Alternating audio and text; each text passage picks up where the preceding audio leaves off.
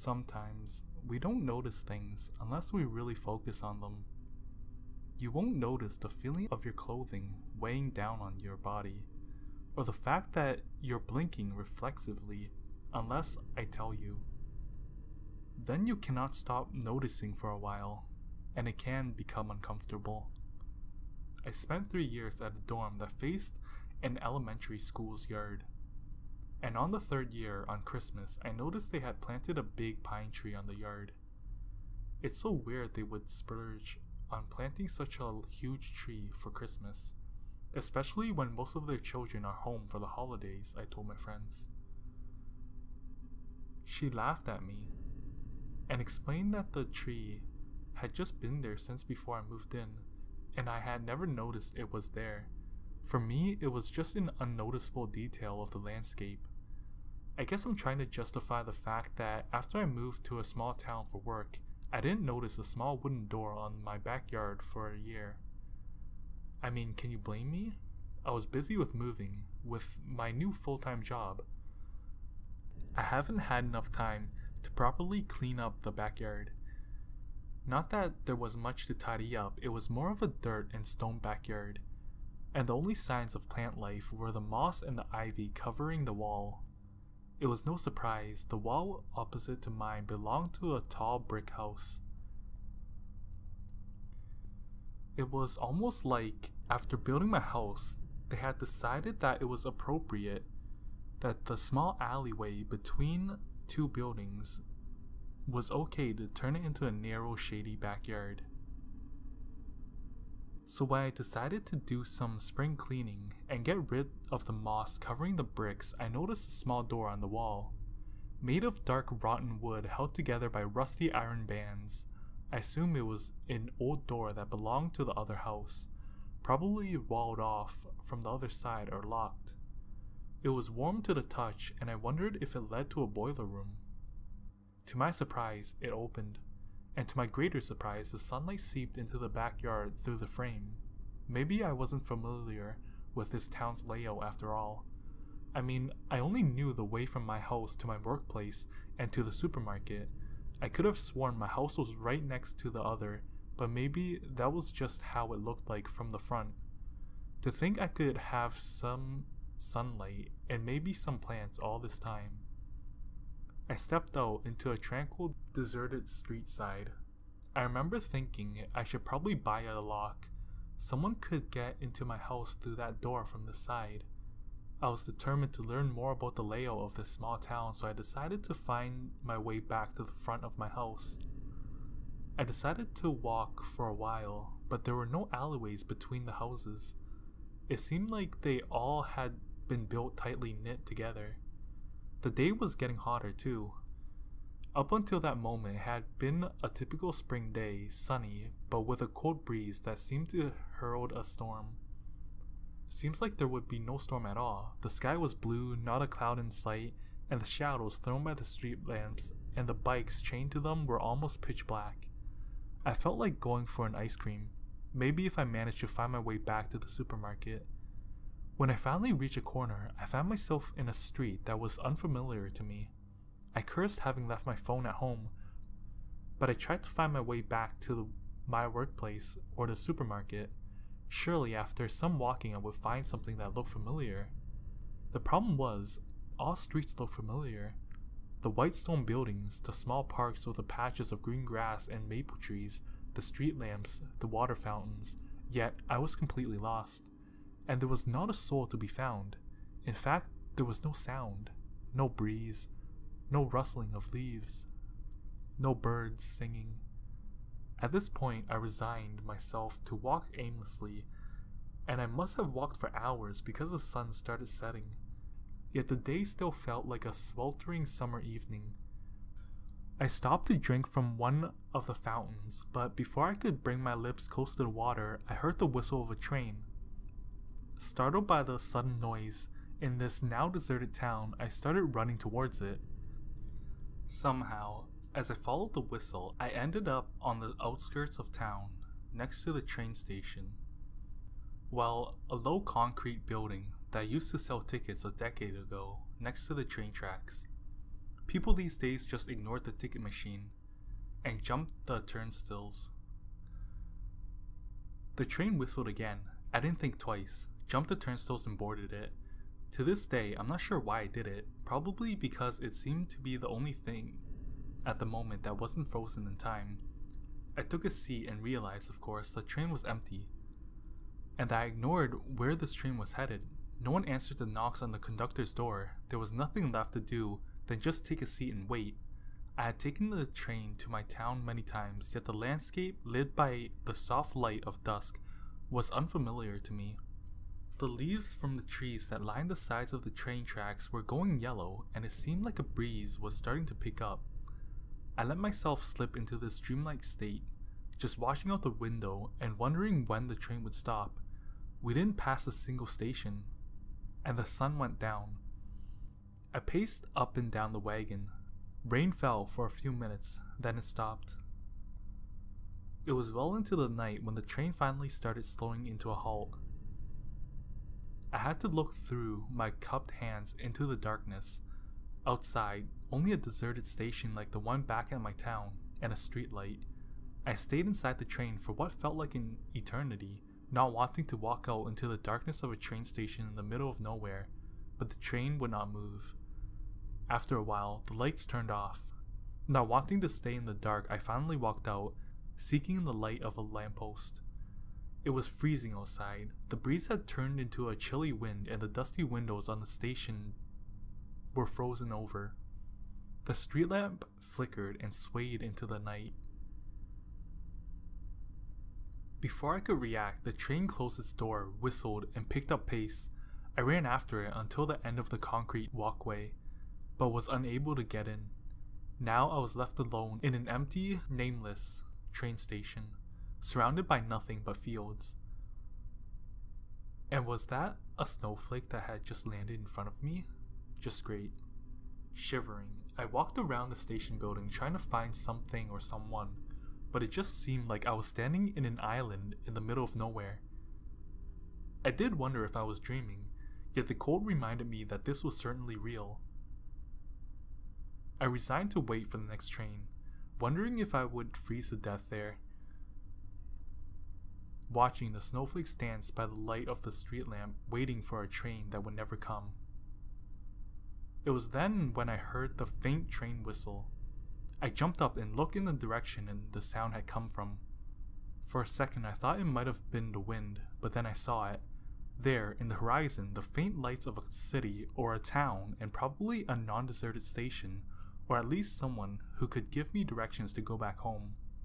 I crossed the tracks and ran through the fields towards the light. The train whistled again in the distance. Maybe if I was fast enough, I could catch it before it left. The soft snowfall had turned into a snowstorm, and it was hard to keep the lights on my line of sight, especially when the streetlight was on my back now and the clouds were covering the moon. When I looked up after a gust of wind almost knocked me up, I thought for a second I had completely lost sight of the city lights and was standing alone in the middle of the darkened fields. But when I squinted, I noticed a silhouette standing between me and the city. The person walked slowly towards me, and the snowstorm didn't seem to bother them. I called, thinking I had finally found someone who could help me, but they didn't reply. I stopped running.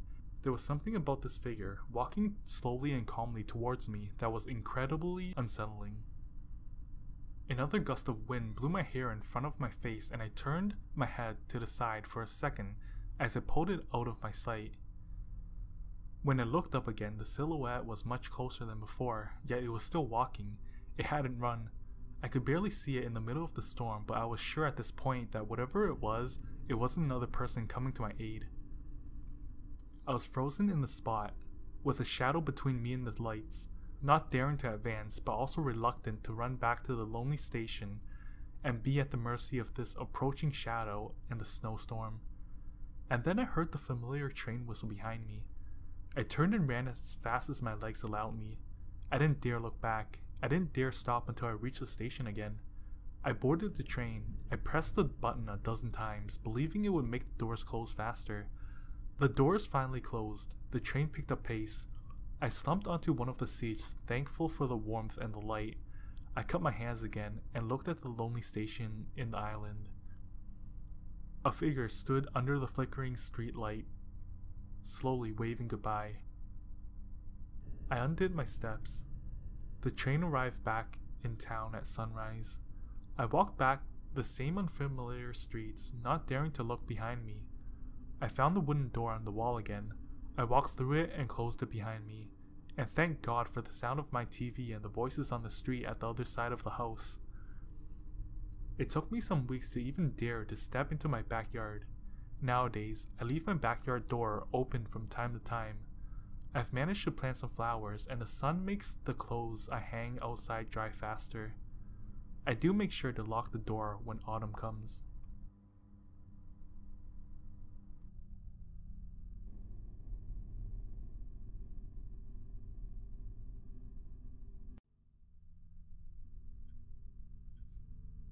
I've been interviewing several of my family members for a book I'm putting together on our family history.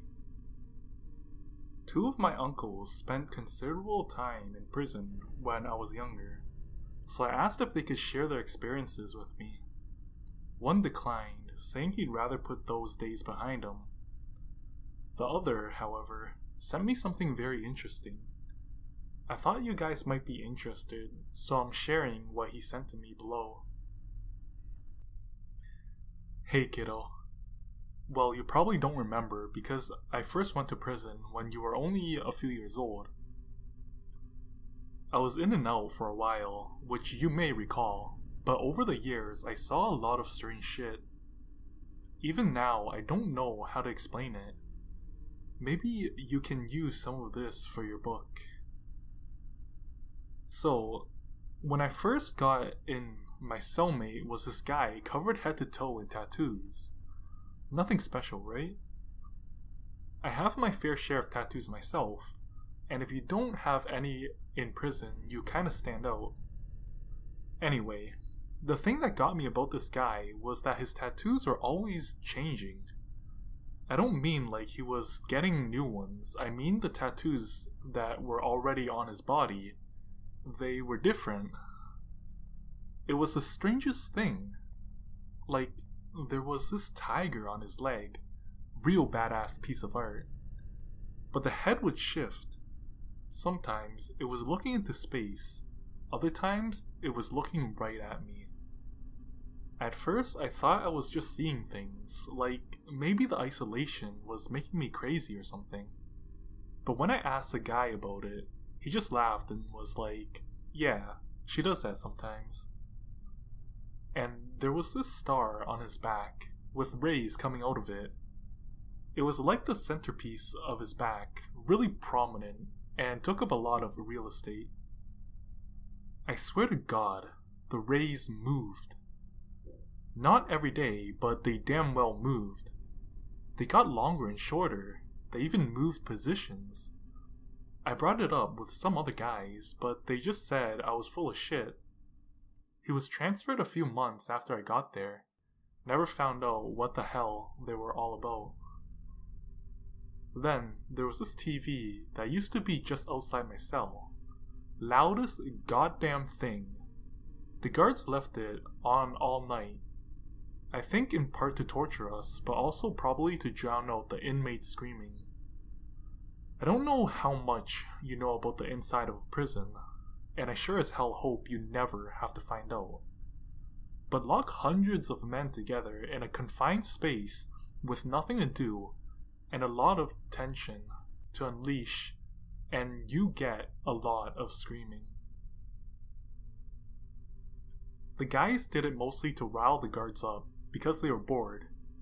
Others did it because they lost their minds and it was all they could do.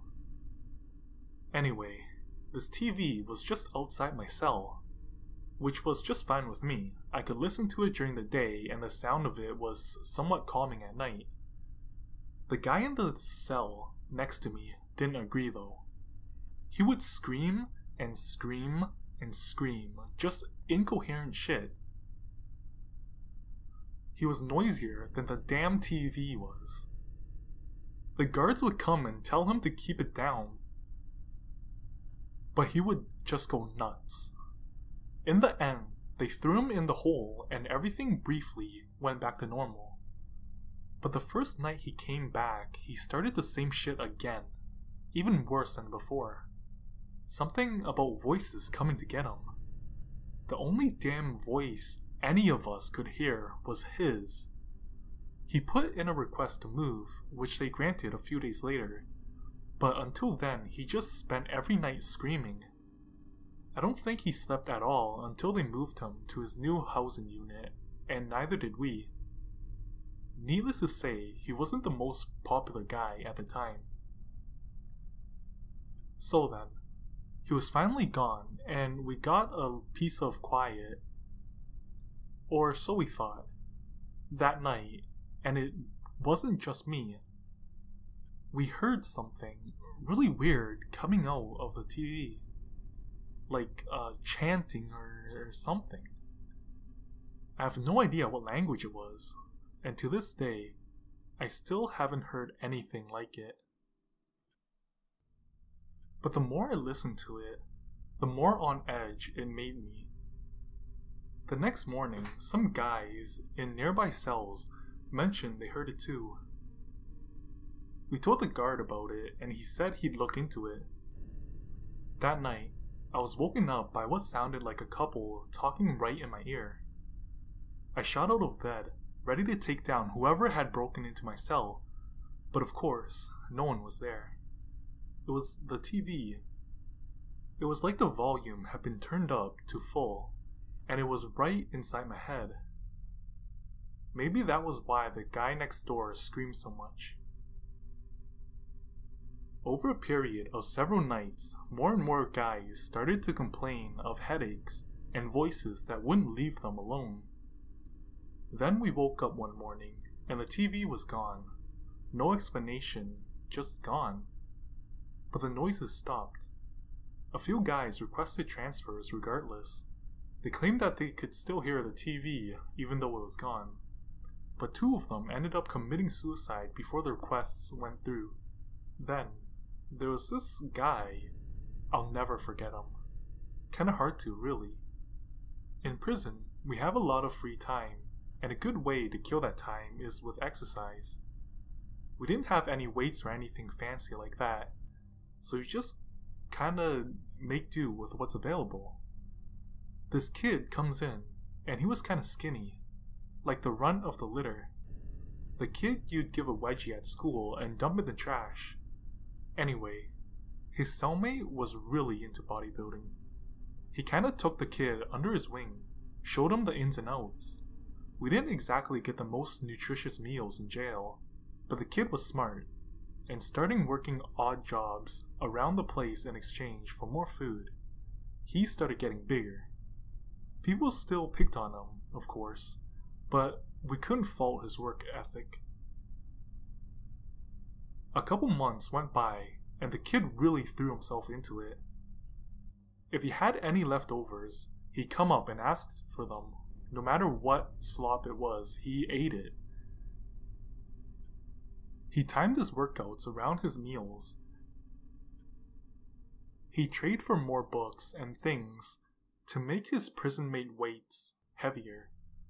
This kid just dedicated his entire existence to building muscle. Then one day, he had a fight with his cellmate. This former wimpy kid just absolutely destroyed him. Who knew the kid also spent some time learning martial arts when he was younger? Supposedly, the fight was over commissary. The kid said the big guy was taking his snacks on the sly, which he needed to trade for people's meals. I never got why he did that, but he said something about empty carbs and blah blah. Everyone in the prison wanted snacks and the kid had them. Who wouldn't trade their plate of slop for a bag of chips? The kid knew it and made quite the business out of it. So when his cellmate and former workout partner started stealing some of his much needed currency, well, that didn't go down too well with them. They both got a week in the hole and lost of commissary for a month. The kids' business went down the drain, and we all lost our bonus snacks because of it. They got out a week later. The boys claimed they were all good, and it was just a big misunderstanding. Moving a prisoner to another housing unit takes time, and if neither of them were gonna complain, there wasn't much the guards could do about it. So they were back in the same cell again, but the kid was really on edge. "I need my protein," he kept repeating, over and over. Like his muscles were gonna waste away right then and there. The next morning, the guards found a bloodbath. The kid killed his cellmate in his sleep, and was eating him like a goddamn cannibal. As they dragged him away, all we could hear was, "I need my protein." I'll never forget the sight of it. Well, this was just some of the weird shit that happened over the years. You wouldn't believe some of what goes on behind the bars. If you need more, just let me know. It's kinda cathartic to talk about it after all these years. That's the word, right? Cathartic?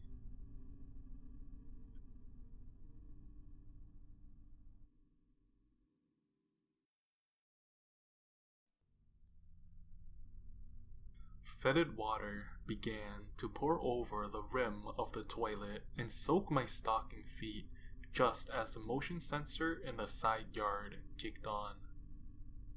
I stood frozen in mid-plunge, listening to the garage door open a few levels below me. The regurgitated guck reached the top of my feet and began to drain into the air vent on the floor next to the sink. The light filtering in through the small vertical window above the toilet blinked out as its timer completed its purpose. Cast again into the faint green glow of a plug-in nightlight. It took a tremendous effort for me to move at all and not stand rooted in a frothy wastewater until the intruder below found me. Maybe he won't come upstairs, I thought. Of course he will. The bedrooms are up here, with everything he might find valuable. The toilet had stopped. It burped one final time and the water inside settled. Obviously content with the damage already done. An entire bathroom under an inch of odorous sludge. More of it rushed towards the vent and into the air circulating system. I lifted the plunger and depressed it once more with feeble hope. A large bubble exploded upwards and splashed across my arms, and the foul liquid misted my face. Useless. Keys jingled in the kitchen, a level above the garage now. He was coming up. I willed myself into movement, kicking off my ruined socks and splashing gently to the door, opening it, watching as the toilet water spilled forth, only to be absorbed by the shaggy carpet in the hallway. I left horrific footprints in the thick fibers of it as I worked my way toward the stairs. The fridge opened and closed twice in rapid succession. Plastic wrap crumbled and the toaster oven twanged into life. The intruder was making a sandwich. I snorted quietly in disbelief at his indifference. He assumed he was alone. If only he knew. I crouched on the middle landing of the stairs so that I could just see him if I squatted low enough. He looked normal enough, not quite middle-aged and in fairly good shape. It looked like he was wearing a tracksuit. He looked to be no slob or easy mark, and I cursed my misfortune. I crept down the stairs and into the foyer as things were rifled on a countertop.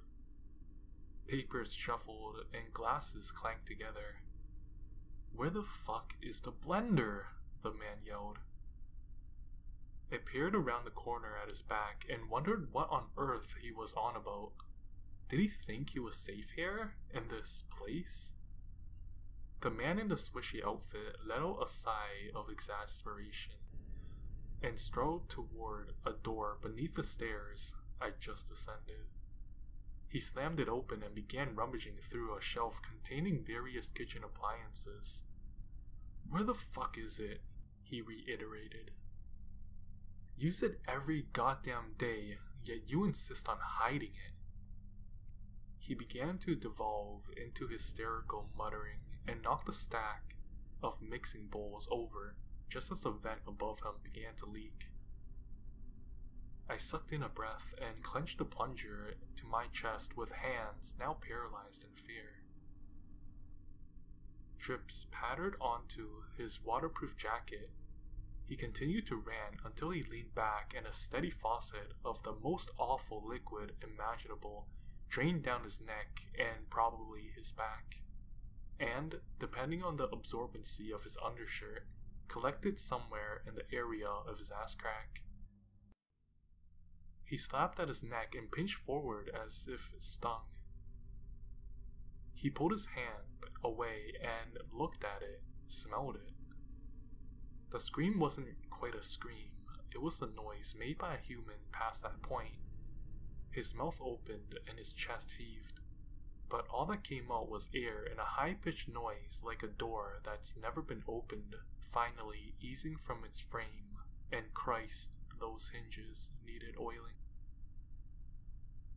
The panic attack continued for a few moments before he burst from the closet, just as a waterfall began to pour from the vent, coating everything in foul ick. He ran for the stairs. Oh God, oh God, oh God.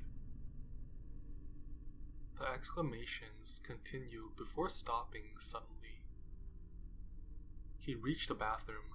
I sighed and headed for the stairs myself. The hallway was dark as a solitary light in the bathroom burned, a rectangle, into the wall opposite of it. Silence. I stepped fully into the doorframe to appraise the scene. It was all there, just as I'd left it. His wife and kid, in various stages of dismemberment, cast into the bathtub to wait processing. A toilet overflowing with blood and chunks of viscera, bone, tendons. Gore half an inch thick, coating the floor, and the fluffy towels I'd thrown down in a desperate attempt to soap it up when the plumbing first began to fail. A brand spanking new fucking wonder of a commercial blender sitting on the marble sink. His wife's feet inside it. I cocked my head at his blank face, in what I hoped was a sympathetic manner. "You quite liked her feet," I said. "I know this." He said nothing. "Bad luck," I lamented, reaching for the blender and turning it on. His final scream went unheard over the din of the appliance. The cacophony of the blender churning, peppered with interludes of a toilet flushing and sucking thorps of a plunger, filtered out into the night through the small window until morning came.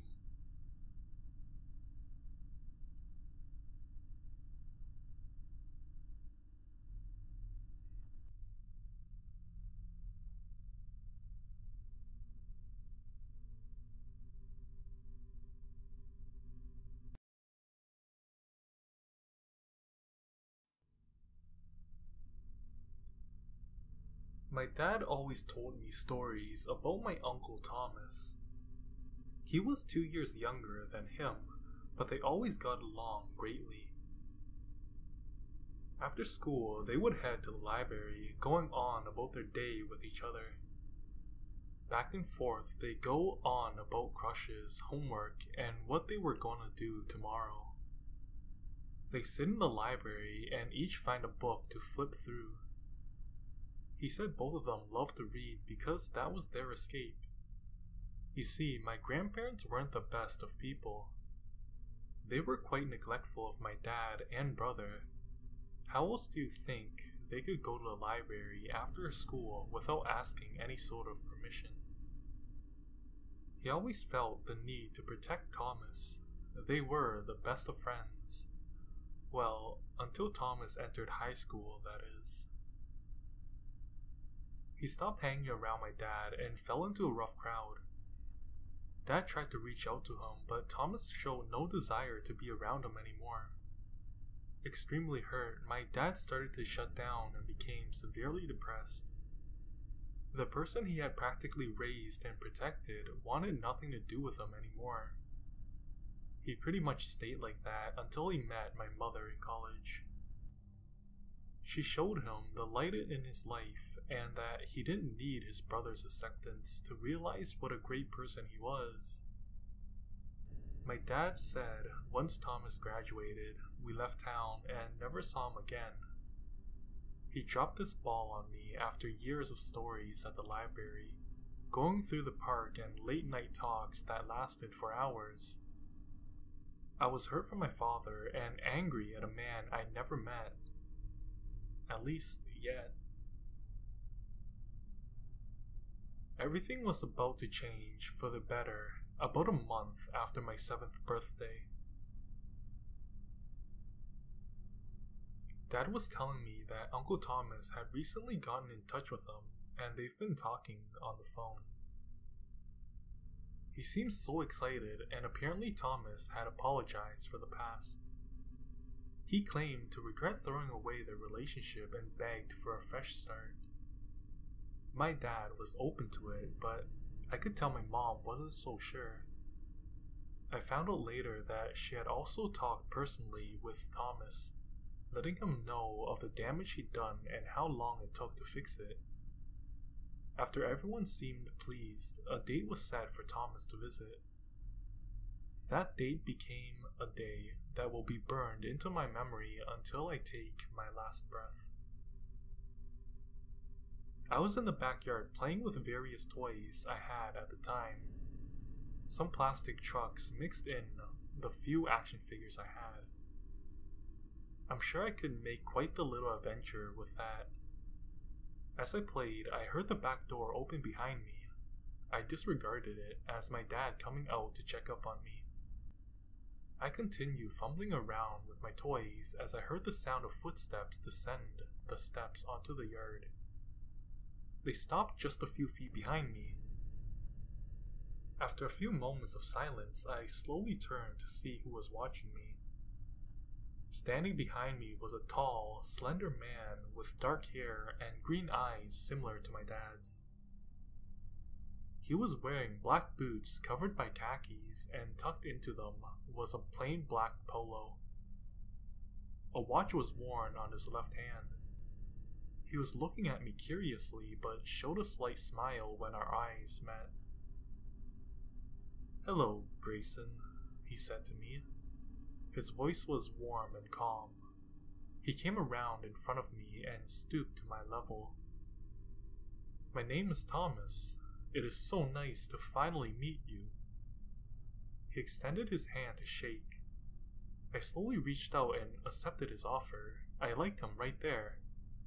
He seemed nice, welcoming even.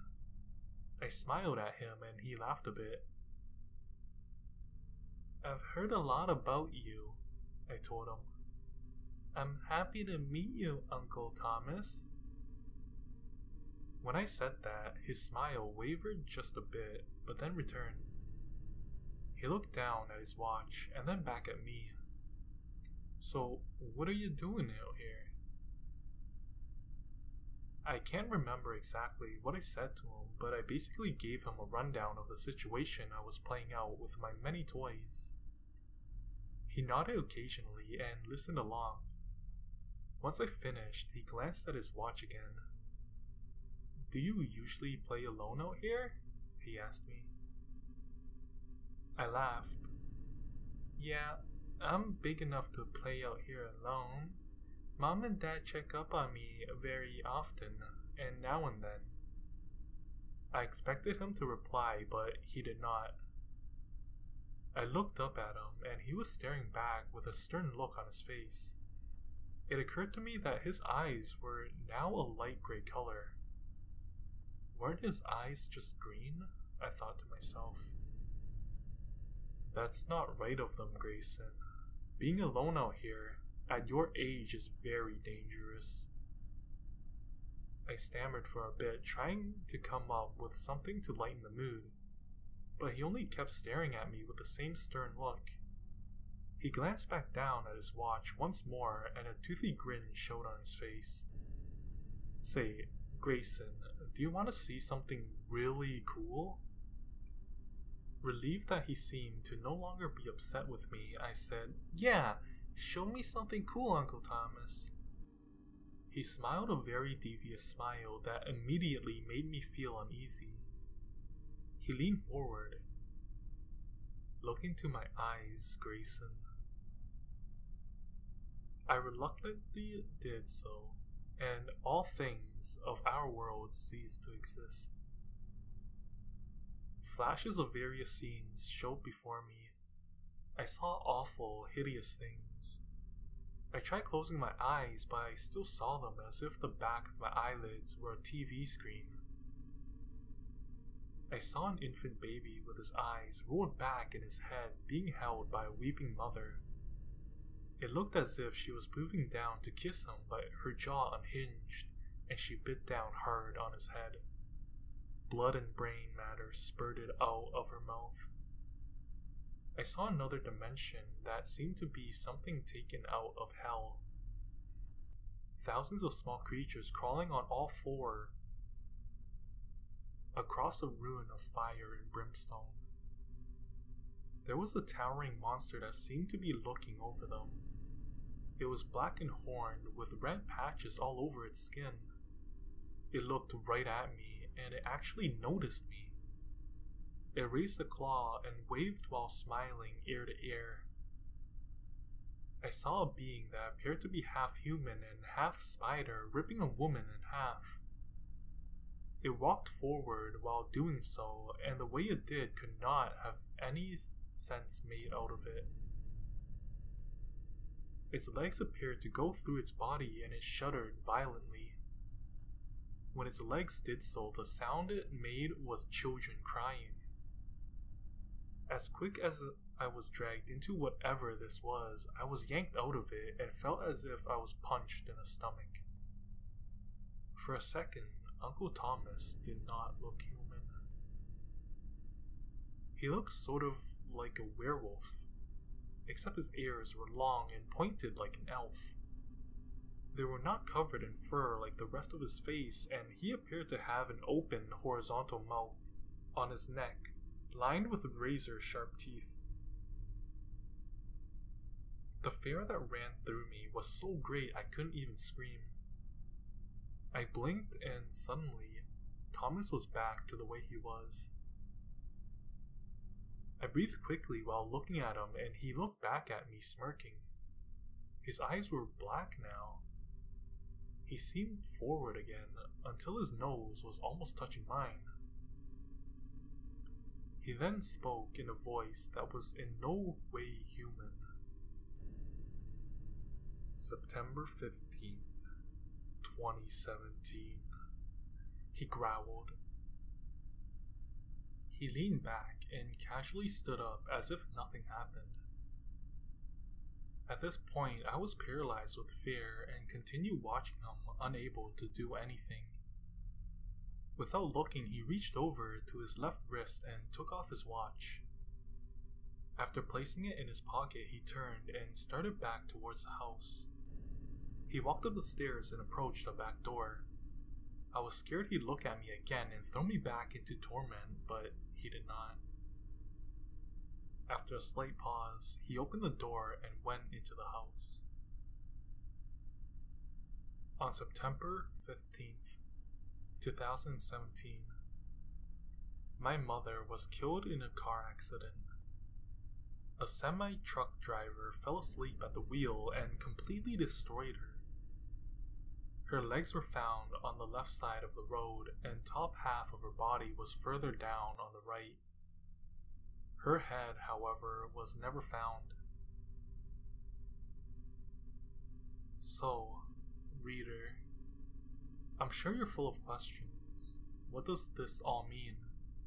If my uncle could apparently predict the future, could I do so as well? Are there beings in my family that are not actually human?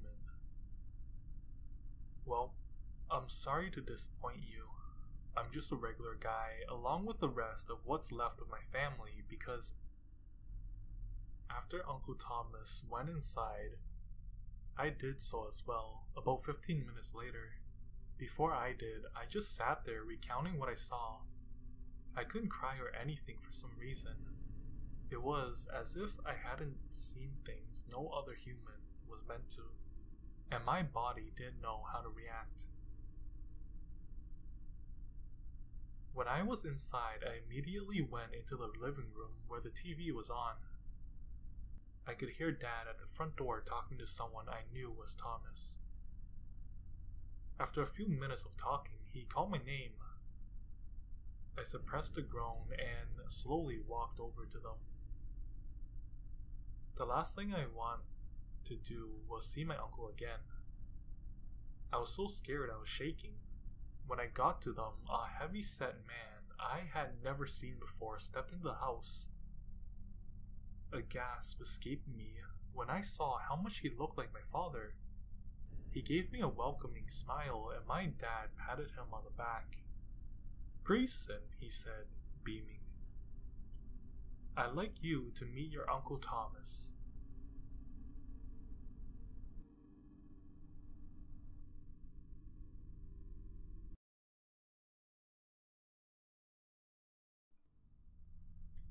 I work in security at Disney World, the happiest place on Earth.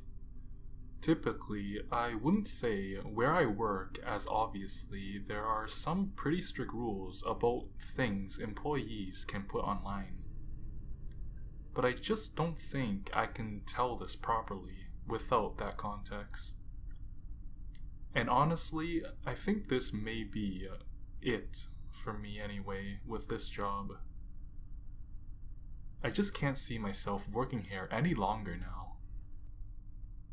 I've been with this company for 23 years. The first 20 years I worked in the parks, nabbing shoplifters and rounding up people who were drinking too much for the heat. Occasionally, there'd be a fight to break up, but people usually kept it pretty mild. The heat and walking was getting too much for me the last few years, so I asked to be transferred somewhere with AC, and the company moved me to one of their resorts. While the working conditions were 110% better as far as climate and comfort go, the guest issues were trickier, mainly domestics. I guess the expensive and stress of vacation got to a lot of people, and I'd be called by neighboring rooms because some mom and dad were yelling at each other. I'd try to suggest they take a nap or go on separate activities for a bit, and that would usually calm them down. But none of that is what I'm here for. I've got to get this out while I have time. 3 days ago, I got a call from management. Apparently a couple of days before that, housekeeping had went into a room that should have been turned over that day. Turned over is when one guest leaves by about 11 a.m. and the next guest checks in around 3 p.m. and all the guests' items were still in the room.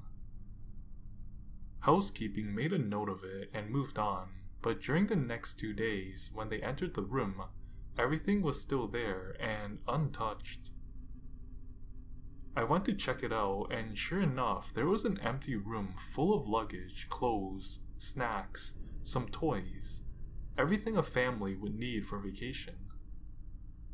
The manager had already looked up the previous reservation, and it was for a family: dad, mom, 2 little kids. I tried to call the phone numbers they had given, but all I got was a voicemail. We were a bit stumped, so I made the call that the housekeeper could clean the room and take the family's personal items to be held until we got in touch or contact with somebody. I went digging into the reservation more. The family had arrived 5 days before housekeeping discovered all of their items. I found that the family had paid a parking fee and their vehicle description was listed. A quick walk of the parking lots and I had easily located their vehicle. So that ruled out a car accident or them deciding to just leave all their stuff behind. Next, I saw that they bought a dining plan. This is when a guest prepays for all their food. They're given a certain amount of credits to use for the meal. This family had only used 3 credits and the last one was 2 days after they checked in. It appeared that the day they arrived, they got here late and probably just stayed on the resort. The next day, they used 2 credits at Epcot. The second park day, they used just 1 credit at Magic Kingdom, and it was at breakfast time. Now at Disney, we have something called Magic Bands. Magic Bands are worn by the guests and act as a room key, park ticket, credit card, dining reservation payment, fast pass, a system used to bypass lines, and much more. It took some work, but I was finally able to look up this family's fast pass history. The day they went to the Magic Kingdom, they had bought breakfast at a restaurant in the park, rode a couple of rides, and then rode their last ride. It's a small world around 11 AM. Then, nothing. Finally, it was time to bring in someone else on this. I called an old coworker at Magic Kingdom and asked him to post security footage for It's a Small World at the time they wrote it, and I made my way over there. When I got there, my friend was very confused, almost distraught. He showed me what he found. There's usually a camera in the direction of where rides load and unload. The footage showed them scanning their bands to use fast passes for the ride and boarding the ride. The footage from the exit of the ride just showed the other people in their cars exiting. They weren't there. Of course, we thought the worst. Maybe one of the kids had fallen out, and the mom and dad and the other kid got off in the middle of the ride to help, and they all just got injured or killed or struck in machinery somewhere. So, we shut down the ride, middle of the damn day, turned off that earworm music and turned up the lights. Me and my buddy walked that ride 3 times before we called in help. Eventually, there was close to 10 cast members searching, and we didn't find shit except for 3 cell phones and a hat. I was right there, stumped. I've kept digging the past couple of days, and I'm not sure who to tell what I found next. I've called the police, and I suppose they're on their way, but the company has a way of covering up things like this, and I decided I can't live with myself if I don't put out some type of warning. I kept digging into reservations over the last couple of days, and today I noticed that they had purchased Memory Maker. There are photographs all over the park and cameras in a lot of the rides. With Memory Maker, the photos are all free. They automatically get added to the guest's Disney account when the system knows their picture has been taken. And the system always knows. Everyone's whereabouts are always known with the magic bands. Well, I opened up their Memory Maker photo album, and I swear there's 732 pictures. The first 30 or so were pretty normal. Epcot, a few rides in front of the castle. But the rest are all in It's a Small World.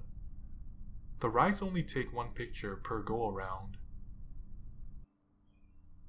So it appears as though this family has ridden this ride over 700 times.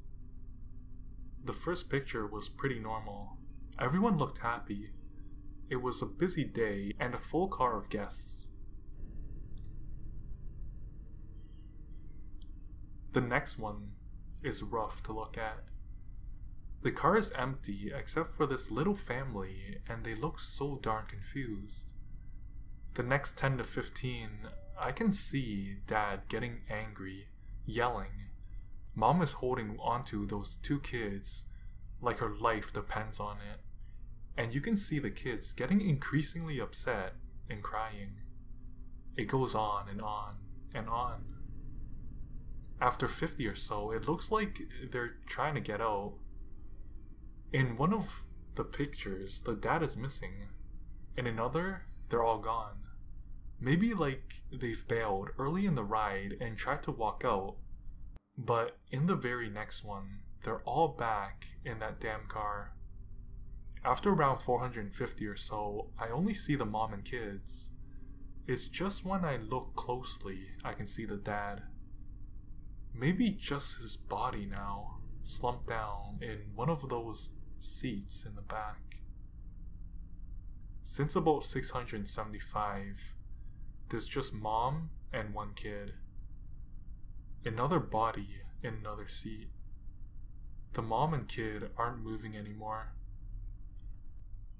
I think them two are still alive, but damn near catatonic. Looking straight ahead. Pale. I swear on my fucking life, the dolls are moving or something. In some of these pictures, I can tell they aren't where they should be. I even saw one with a doll in the car with a family. I can't look anymore, or I'm going to lose my lunch. I close the album. Its file size has increased since I closed it. I see on security cameras that the local PD had just arrived, so they'll take over soon. I wish I knew what the fuck is going on, but I also wish this damn thing had never landed on my lap. I don't think I'll ever be able to update this. After I talk to the police, I think I'm going to walk out of here and never come back. I just wanted to get this out there before Disney feeds the media some bullshit cover-up as to why a whole family just simply vanished. They didn't vanish. I know where they are.